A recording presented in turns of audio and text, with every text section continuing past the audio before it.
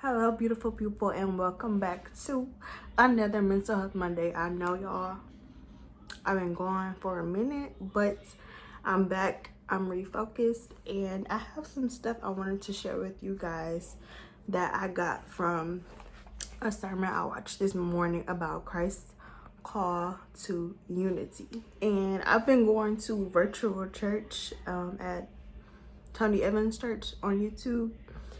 And this sermon was basically about just how do we come back together where the world right now is so divided and everybody has different opinions and different views. How do we get back to a place where we are one? We all are for love. We all are for living in peace and living in unity. And so the sermon is really good. Y'all should watch it. I will link it below.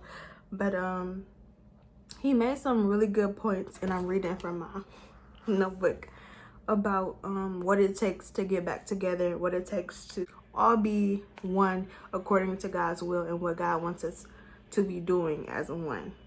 And through that, I took it from a very critical point, because as he was talking, I was questioning, well, like, what do you do when you are trying to communicate unity, or you're trying to communicate your experience, your emotions with somebody, and they are totally not committed to your experience or hearing you out or hearing what is necessarily right? So basically, what do you do when you're dealing with certain people who know they're wrong, but they just want to be loud and proud in their wrongness because they don't care? So in his sermon, he said, let God be true and every man be a liar. And that really hit me, because there are people out here spreading false things, and sometimes it can infuriate you and make you mad. But you can't pay attention to people who are liars. You can't pay attention to people who are trying to negate either the whole truth or a side of the truth, a little piece of the truth. And that really stuck with me. And the last point he made was about love relationship. And the Bible always tells us that we're supposed to model our love for other people after God's love for us. And so he said that love should be the decision to compassionately, righteously, and responsibly seek the well-being of another. And so I think sometimes we say love in a flimsy way, and we don't look at it as that definition. It has to be compassionate, it has to be righteous, and it has to be responsible. And so I started thinking, and I came up with communicating the truth. 4 different ways, or 4 different things that we should be doing when we are trying to have conversations with other people out of love, out of trying to find understanding. And I came up with a couple tips on what should we do before we start to have these conversations with other people about what we feel is right or about the truth. And so number 1 is going straight to God.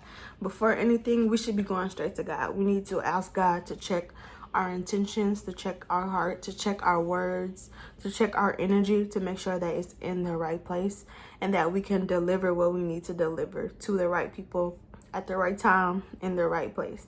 So the first thing is going straight to God before anything else. The second thing is going to ourselves. So that means checking ourselves, taking your ego out of sometimes your point or what you're trying to get across, and not seeing it as a win, but seeing it as a way to educate, seeing it as a way to mediate and get things across to other people.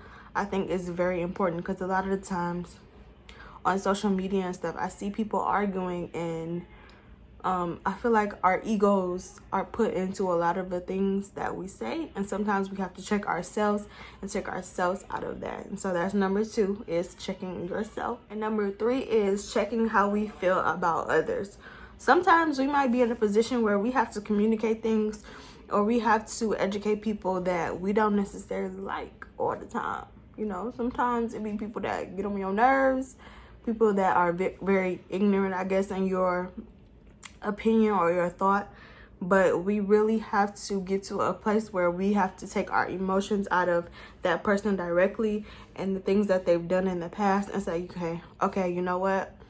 Yeah, I didn't like what you did then. I didn't like what you did maybe a couple seconds ago, but I'm gonna take my personal feelings out of that, and I'm gonna check the way I felt about you and leave that at the door so that I can get my point across. And I think when we do that, our message can be received more clearly and be received as it's not just about me, but it's about the bigger picture. So the last tip I have is just simply not to argue with people who are committed to not understanding you, not hearing you out, not hearing your point of view, your position on things, because it doesn't serve anybody in the end to be arguing and going back and forth with somebody who really didn't have any good intentions in the start. So when you know for sure that person is not in this conversation to learn, to reconnect, that's when you have to step away and you have to be like, okay,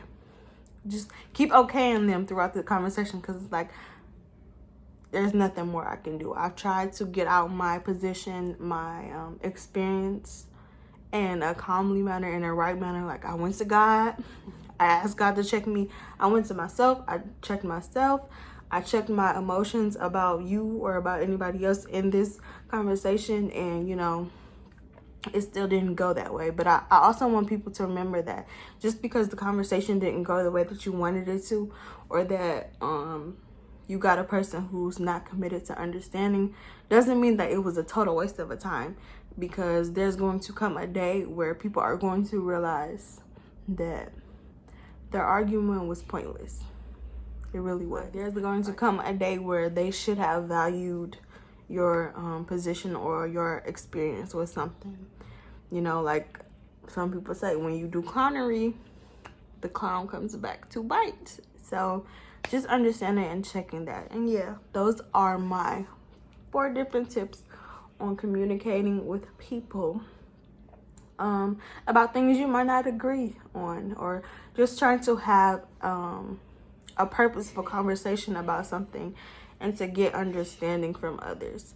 So I hope you guys can take these tips when you are having conversations, because I know everybody right now is having conversations on Instagram, Twitter, your group chats, whatever. I hope that you can take these tips and you can implement them, and they help you get something out of these conversations that you're supposed to be having with your people right now. So yeah, that wraps up Mental Health Monday. Thank you guys for watching. Please like, subscribe, and share if you enjoyed the video, and I'll see you guys next Monday. Bye.